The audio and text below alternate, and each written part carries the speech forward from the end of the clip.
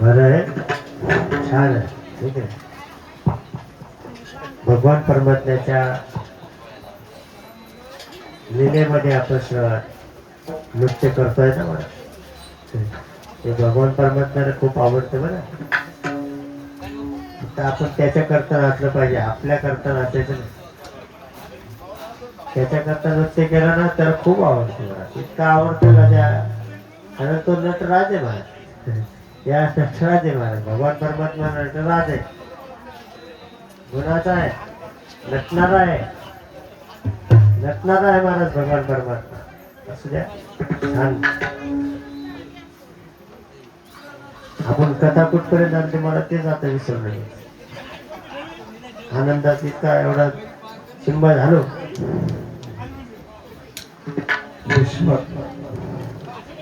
भगवान परमात्म्याच्या बायका बहिणाच्या मुलांनी पळून नेल्या. भगवान परमात्मा घरी आणलं.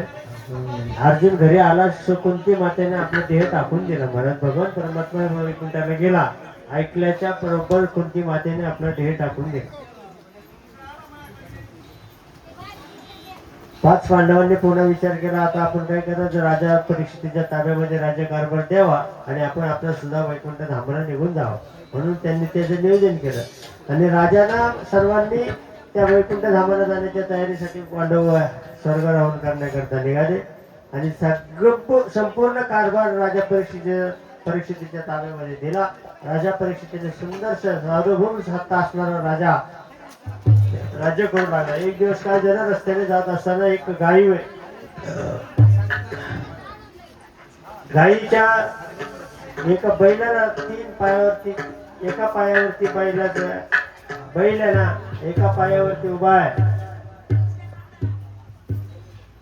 काय झालं, आवाज वाढवायचा. राम आला ना आपला, राम भाऊ. हा, हे महाराज झोपले होते. आवाज द्या भयाचा. बाईक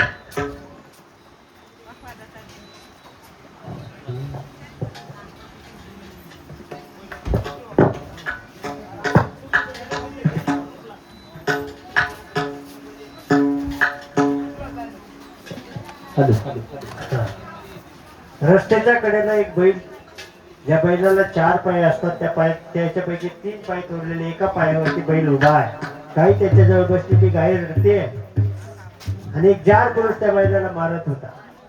जार पुरुष त्या बैलाला मारत होता. का मारत होता, म्हणून त्या राजाने त्याच्याबरोबर युद्ध केलं आणि युद्ध करून म्हणला, त्या जो जार पुरुष होता तो म्हणजे कली होता.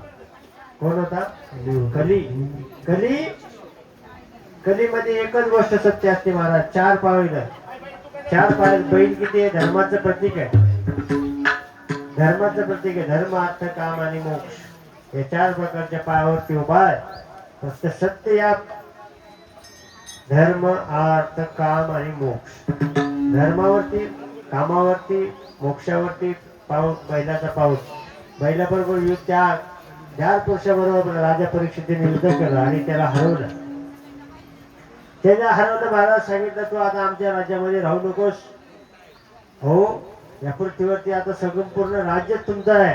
सार्वभौम राजा आहात तुम्ही, तुमच्यासारखा राजा आता आहे. पण आता मला काय करा, तुमच्या राज्यात राहायचं काय. ज्या दिवशी भगवान परमात्मा वैकुंठाला गेला त्याच दिवशी माझा अवतीर्ण झालेला आहे. ज्या दिवशी भगवान परमात्मा वैकुंठाला गेले त्याच दिवशी कधीचा अवतीर्ण झालेला आहे. आणि आता तुमचं संपूर्ण भारतामध्ये, संपूर्ण विश्वामध्ये तुमची सत्ता आहे. मी तरी राहू तरी कुठं, मला काही तर स्थान द्या. मला तुमच्याकडे राहायचे स्थान द्या. पहिलं स्थान दिलं मला दारू. दारू प्यायला, त्याच्यामध्ये कधीचा वास आहे. दुसरा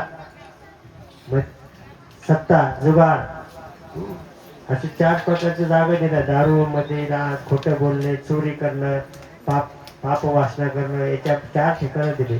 या 4ही ठिकाण दिले. पण त्यांनी सांगितलं, महाराज अजून एखादं स्थान द्या ना मला. एखादी विनंती केली महाराज.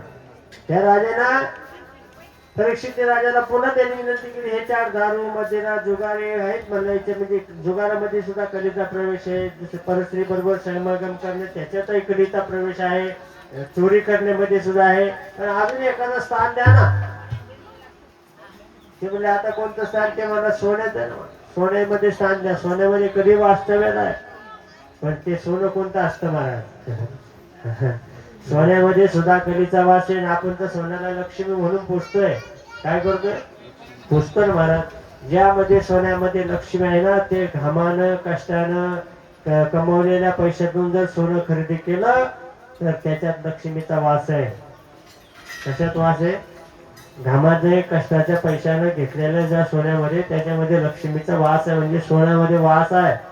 पण ते सोनं जर एखाद्या जवळकडून तुम्ही ओरडून आणलं, त्याच्याकडून एखाद्याकडून चोरून घेतलं, एखाद्याचं लुबडलं, त्याच्या पुढचं सांगू का? ते सोनं जर तुम्ही हुंड्यात घेतलं,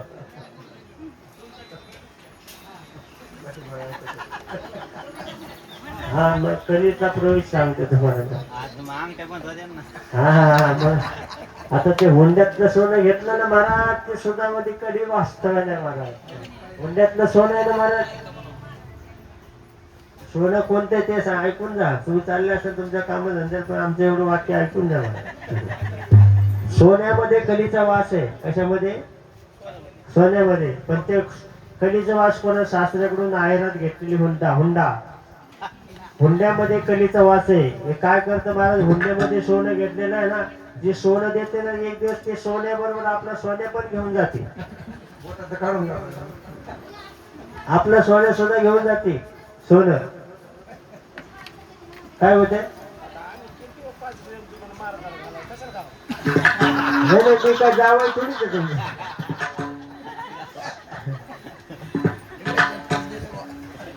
नाही पाच पाच वाटतं 2.5 वाटते तरी घाला मग. अर्धे आपल्या आपल्यात वाटून घेऊ.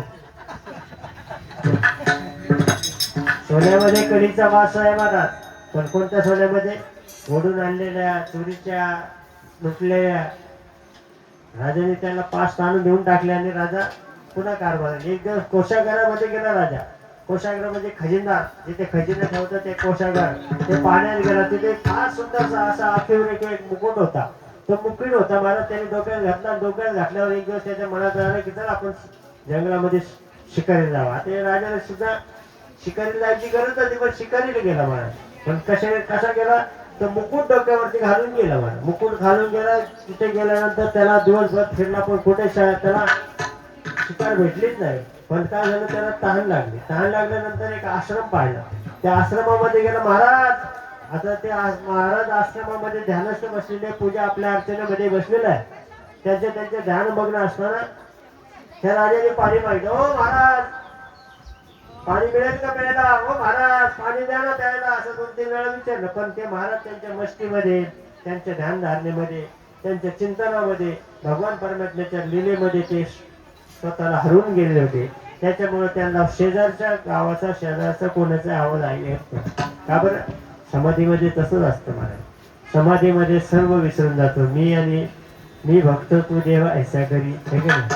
दहावी रूपामध्ये गोपिका रमण. मी भक्त तो देव ऐसे करी. या अवस्थेमध्ये जातो. आणि या अवस्थेमध्ये ते महात्मे भेटले. राजाला तहान लागले होते. राजा पाणी मागत होता, पण त्या आश्रमात दुसरं कोणी नसल्या कारणानं पाणी काही मिळालं नाही. काय राजाला राग वाटला. काय वाटलं महाराज? राजाला राग आला. राजा म्हणतो हा साधू खोटा आहे, हा साधू लबाड आहे, आपल्याला पाणी देत नाही प्यायला. राजाने काय केलं? आश्रमाच्या बाहेर आला आणि एक मेलेला सर्प उचलला आणि त्या ऋषीच्या गळ्यामध्ये घातला. राजा निघून गेला. राजा निघून गेल्यानंतर घरी गेल्यानंतर पहिलं त्यांनी डोक्यातून मुकुट काढून ठेवला. मुकुट बाजूला काढल्याबरोबर त्याच्या लक्षात आलं आपण फार मोठी चूक केली. तो मुकुट कोणाचा होता? तो मुकुट होता जरासंध राजाचा. आणि तो भीमाने ओढून आणलेला होता. भीमानं हिसकावून आणलेला होता. आणि मग हिसकावून आणलेलं सोन्यामध्ये कोण वास्तव्याला असतं? कोण असतं? कली. तो कली असा आहे. त्या कलीला त्याचा परिणाम राजाच्या लक्षात आला. अरे आपण केवढी मोठी चोरी. आपल्या वाडवडिलांनी काय साधू महात्म्यांचं संगोपन केलंय. आपल्या वाडवडिलांनी किती साधू संतांना जीव लावलाय. आणि आपण काय केलं? मात्र आज साधूचा अपमान केलाय. राजा परीक्षितेला फार पश्चाताप होऊ लागला. आणि तेवढ्याच मध्ये सम्यक ऋषींचा शिष्य आला आणि सांगितलं महाराज, तुम्ही ज्या आमच्या महाराजांच्या गळ्यामध्ये मेलेला सर्प घातला ना, त्यांच्या मुलाने तुम्हाला या 7 दिवसामध्ये तुमचा मृत्यू आहे. सर्पदंशाने तुमचा मृत्यू होईल. असा शाप दिला. राजा म्हणला हो हे 7 दिवस कशाला मला लगेच का मृत्यू नाही दिला. मी एवढे मोठे माझ्याकडून पाप झाले, एवढे मोठे माझ्यावर अन्याय झाला, एवढं मी साधू मात्याचा अपमान केला, मला 7 दिवस जगण्याकरता दिलेच कशाला, लगेच का मृत्यू दिला नाही. राजा सुद्धा सज्ञानी महाराज, राजा सुद्धा ज्ञानी आहे. राजाला शाप कळला महाराज, राजापर्यंत शापाची माहिती आली.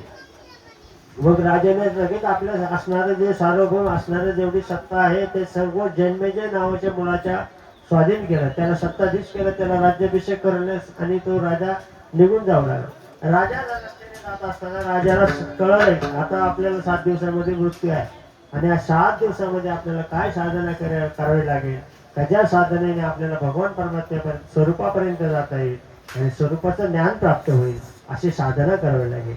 मग त्याला अनेक ऋषीवर भेटलेत महाराज. बऱ्याचशा ऋषीने सांगितलं गायत्री मंत्राचा पाठ करा, कोणी म्हणायचं हनुमान चालीसा म्हणा, कोणी म्हणायचं का अजून अनेक प्रकारची साधनं सांगितली. सगळ्या प्रकारची साधनं सांगितली पण राजाचं मन समाधान नाही का. तर राजाने विचार केला गर्भामध्ये मला असताना ज्या भगवान परमात्म्याने मला वाचवलं ना तोच याच्यावरती काही उपाय करेल, तोच काहीतरी मला योग्य साधना देईल. राजा फक्त काय केलं गंगेच्या किनारी गेला आणि शांत बसला. राजा गंगेच्या किनारी गेला आणि शांत स्वरूपात बसून ध्यानस्थ बसला. महाराज मला ज्याने गर्भामध्ये वाचवलं ना तोच मला आता सोडवले. मग आता ही कृपा कोणाची आहे. मग ते तुकोबारायांचा अभंग खोटात नाही ना, माझ्या विठोबाचा कैसा प्रेम भाव आपणची देव होय गुरु. हा तुकोबारायांचा अभंग खोटे नाहीत महाराज. तुकोबारायांचा एक एक शब्द म्हणजे तोला मनाचा शब्द आहे. हा तोला मनाचा शब्द आहे. तुकोबारायांनी सांगितलं माझ्या विठोबाचा कैसा प्रेम भाव आपणच देव होय गुरु. अहो देवालाच यावं लागतं गुरुच्या रूपानं, देवाच्याच रूपानं गुरुला सुद्धा देवाच्या रूपामध्ये यावं लागतं. राजा परीक्षित भक्त गंगेच्या किनारी शांत बसला आणि शांत बसल्यानंतर अनेक साधू संत त्याच्या जवळ बसलेले, अनेक मोठे मोठे महात्मे त्यांच्या जवळ बसलेले, अनेक प्रकारची साधना सांगतात तुम्ही ही साधना करा ती, कारण आता 7 दिवसात मरणासन्न अवस्था, ही 7 दिवसामध्ये मरणायचंच आहे. 7 दिवसाने मरणासन्न अवस्था मला प्राप्त होणार आहे आणि मग त्याच्याकरता मला निवृत्त होण्याकरता त्या साधनेतून मला निवृत्त होण्याकरता काय साधना करावी लागेल. म्हणून असे बराच वेळ बसल्यानंतर एक महात्मा आला महाराज. त्या महात्म्याचं आगमन झालं. ते महात्मे म्हणजे जगद्गुरु श्री शुकाचार्य भगवान की जय. त्यांचं या शुकाचार्य भगवानाचं आगमन झालं. राजा बसला. राजा त्यांच्या समोर बसला आणि राजानं सगळ्यात महत्वाची गोष्ट सांगतो महाराज, राजानं आपलं पाप सांगितलं. काय सांगितलं. राजाने आपलं स्वतःचं पाप सांगितलं. माझ्या हातनं हे पाप घडले. काय पाप घडलंय का माझ्या हाताने एका महात्म्याचा अपमान घडलाय आणि ह्या पापाची मी कबुली करतो. ज्यावेळेस साधू महात्म्यांच्या जवळ जर आपण पापाची कबुली केली तर ते आपल्यावरती कृपा करतात. साधू महात्म्यांनी जवळ बसले, साधूंच्या जवळ पाप कबूल केलंय आणि आपण मात्र काय करतो, आपण पाप कबूल करत नाही. आपण पुण्य साधू आपण सांगतो सगळ्यांना. आम्ही पंढरपूरला गेलो अधिक मासाच्या सप्त्याला, घरी गेलो सगळे हे आता जेवढे लोक आलेले आहेत ना हे सगळे घरी जाऊन हे सांगणार महाराज, काय चुकीचं सांगणार नाही, हे सांगणार आहे. काय सांगणार आहे, आम्ही गेलो आधी अशोक बाबांच्या बरोबर गेलो सप्त्याला, अधिक मासाचा असा सप्ताह झाला तसा सप्ताह झाला, पण परमार्थाच्या बाबतीत जर विचार केला तर काडी इतकं सुद्धा पुण्य प्राप्त करून नाही गेले, तसेच घरी गेले महाराज. कहा जहां से आए वैसे गे महाराज, कहा गए तो कहा नाही, क्या लाए तो कुछ नाही. आपण गेलो कशाला, अरे मग जायचंच कशाला, इथं पुण्य संपादन करणं, तुम्हाला इथं कथा श्रवण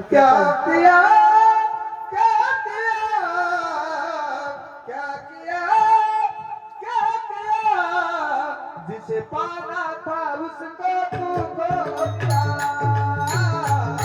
जिसे पाना था उसको तुमको दिया, जिसे पाना था उसको तुमको दिया. क्या किया, क्या किया, क्या किया, क्या किया, जिसे पाना था उसको तुमको दिया.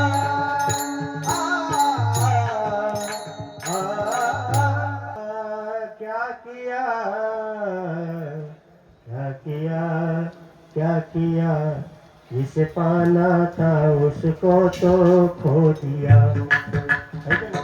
जे पाहण्याकरता आपण घर सोडून आलोय, जे मिळवण्याकरता आपण घर सोडून आलोय, ते मिळवायचं राहिलं दूरच. आपण इथे येऊन बसलो महाराज, दुसरे उद्योग करीत महाराज. निळोबायांचं सुद्धा याच आधाराचा एक अभंग आहे. येथे येऊन केले काही, विठ्ठल नाही आठविला, अरे मुळा भाग्य ना, गेला सुपतना मोह भ्रमा. अहो येथे येऊन केलं काय, काय करतोय आपण? येथे येऊन काहीच करत नाही. येथे येऊन केले काही, विठ्ठल नाही आठवला. आपण भगवंताचं जर चिंतन केलं नाही, आपण भगवंत परमात्म्याची जर नामाची साधना करत नसो, तर आपण येऊन सुद्धा काही, इथे येऊन काय करायचं? भगवंताचं चिंतन करायचं, पण आपण चिंतनच करत नाही. आपण इथे घर सोडून आलोय, आपण परमार्थ करण्याकरता आलोय, पण इथे येऊन परमार्थ राहिला दूर. आपला परमार्थ राहिला दूर, आपण करतोय दुसरंच काय. म्हणून ते आपली हानी होईल. हा असे हानी होऊ नये, हे राजा परीक्षितीने भगवान परमात्मा असणारे शुकाचार्यांच्या समोर आपलं पाप व्यक्त केलं. काय केलं? आणि पाप व्यक्त करीत जा. पाप व्यक्त केलं तर भगवान परमात्मा आपल्यावरती कृपा केल्याशिवाय राहणार नाही. फक्त आपण देवासमोर, कारण तुम्हाला असं, आम्हाला असं वाटतंय, आपल्याला वाटतं की लोकांना कळत नाही. मी आज वरून तर खूप बने आणि ऊपर से तर खूप बने, अंदर से के राम जाने महाराज. वरून खूप सुंदर असतं महाराज. प्रत्येकाला असं वरून छान छान नाही शायनिंग मारून घेते महाराज. आपण त्यालाच माहिती असतं काय यार. आपण वरी भगवा झाला ना, वरी भगवा झाला ना, वरी भगवा झाला ना, वरी भगवा झाला ना. अंतर्वाचे पद गावे, अंतर्वाचे पद गावे,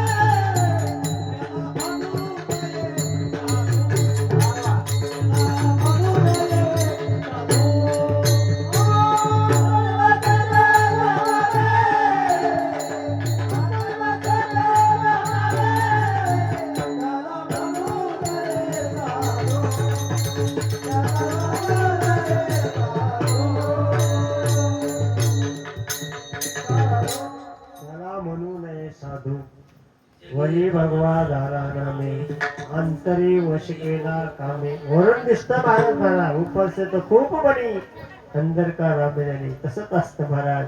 पण राजा परीक्षित हा तसा नाही महाराज. राजा परीक्षित आतूनही पवित्र आहे आणि बाहेरूनही पवित्र आहे, शुद्ध आहे.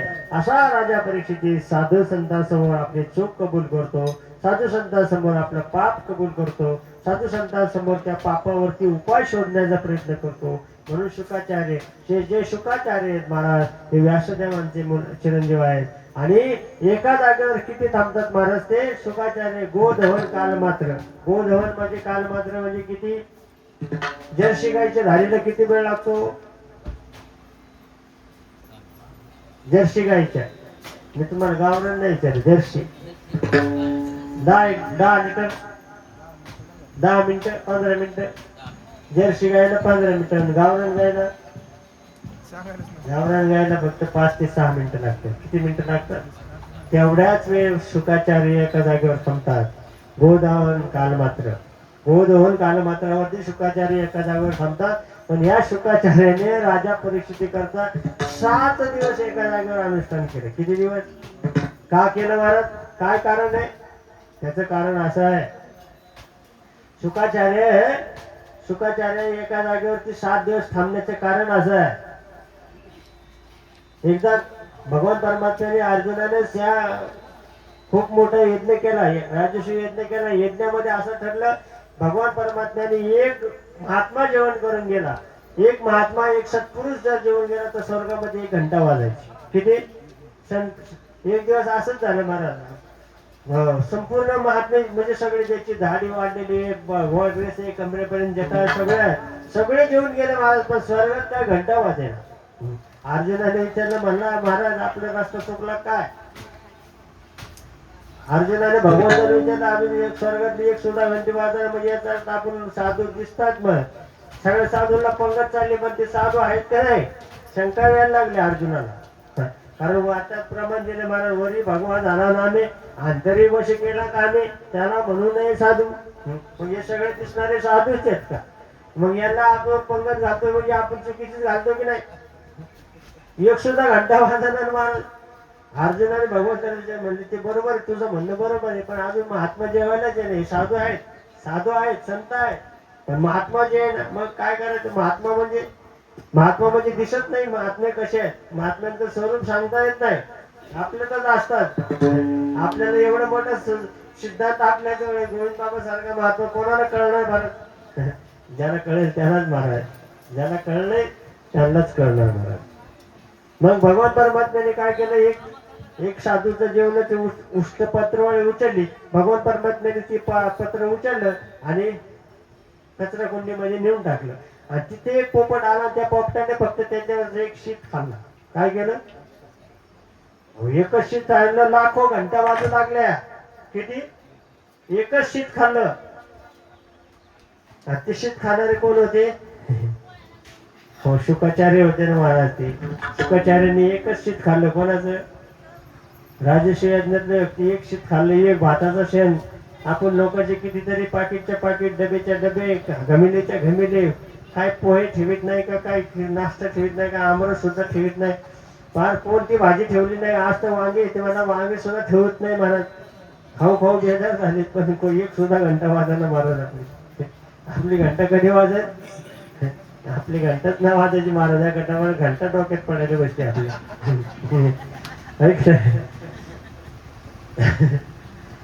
राजा परीक्षित ते फक्त एक शीत त्यांनी शुकाचार्याने खाल्लं. किती? एक शीत खाल्लं. आणि त्या शीताच्या उतराई होण्याकरता राजाला 7 दिवस कथा सांगावं लागलं.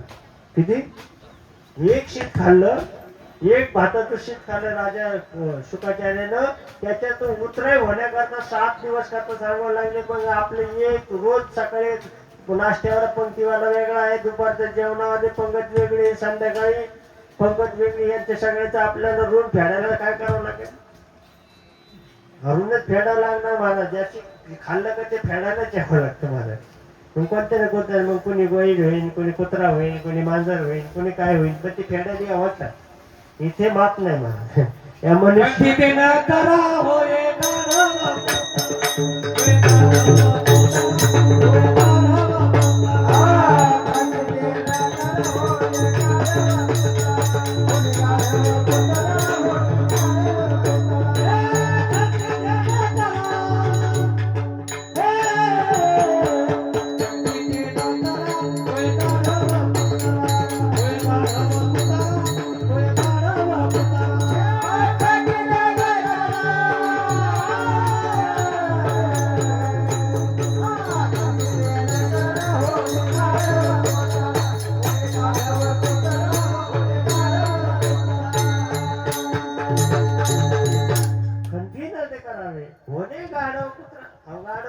आपण लोकांचं खाल्लं का सुट्टीच नाही महाराज. खायला लय गोड लागतं महाराज, नाही पण ते फेडावं लागतं महाराज. फेडताना मग मात्र म्हणतं नसतं खाल्लं तर बरं झालं असतं, तर वेळ निघून गेले असते महाराज. शुकाचार्यांना महाराज गोदहन काल मात्र एका जागेवर थांबणारे महात्मे. पण या राजा परीक्षेकरता 7 दिवसाकरता एका जागेवरती थांबलेत. आणि 7 दिवस त्या राजाला कथा सांगतायत. कथा सांगत असताना अनेक प्रकारचे महाराज कथेला सुरुवात झालेली आहे. कथा सांगण्याला सुरुवात झाली आणि पहिल्या राजाने पाप कबूल केलं. पहिला स्कंद संपला, अधिकार स्कंद आहे. दुसऱ्या स्कंदामध्ये राजा बोलू लागला. राजा बोलायला लागल्याबरोबर शुकाचार्य दुसऱ्या स्कंदापासून बोलायला सुरुवात करतात. आणि बोलायला सुरुवात करत असताना त्यांनी सर्वात महत्वाची सुरुवात केली महाराज. ते विदुराची आणि मैत्रियाच्या संवादाची सुरुवात केली. हे विदुर कोण आहेत? हे विदुर कोण आहेत? हे विदुर आज सांगू का उद्या सांगू? उद्या सांगितलं घोटाळा होईल. आज सांगू का विदुर?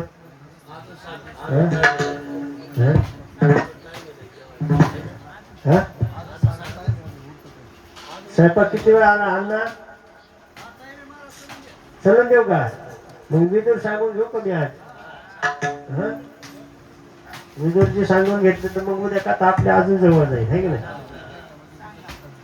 विदुरची महाराज, विदुराला सांगणार. विदुर कोण आहे बरं का? विदुर आहेत ना, ते यमधर्म आहे.